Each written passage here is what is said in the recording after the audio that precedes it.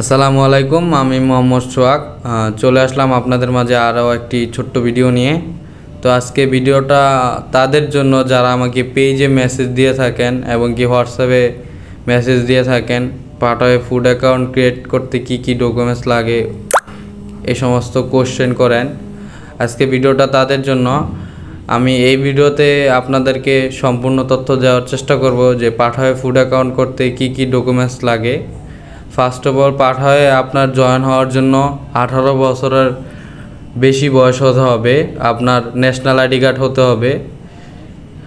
পাঠায় food account create করার জন্য আপনার ন্যাশনাল আইডি কার্ড অরিজিনালটি এবং সাথে ফটোকপি এবং কি রেফারেন্সে আপনার বাবা মা অথবা বড় ভাই তার ন্যাশনাল আইডি কার্ড লাগবে, একটি ফটোকপি এবং অরিজিনালটা সাথে নিয়ে যেতে হবে।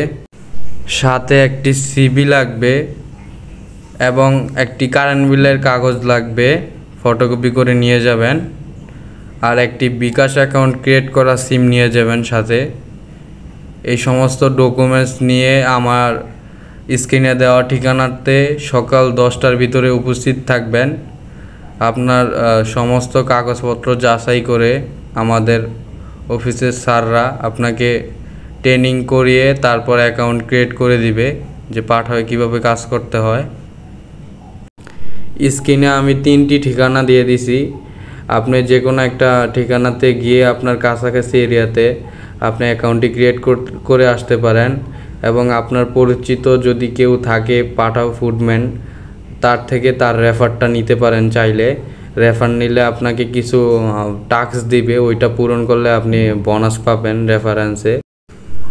রেফারেন্সে আপনারা চাইলে আমার অ্যাকাউন্টও দিতে পারেন। আমি স্ক্রিনে আমার রেফারেন্স আইডিটি দিয়ে দিচ্ছি, চাইলে আপনারা ইউজ করতে পারেন।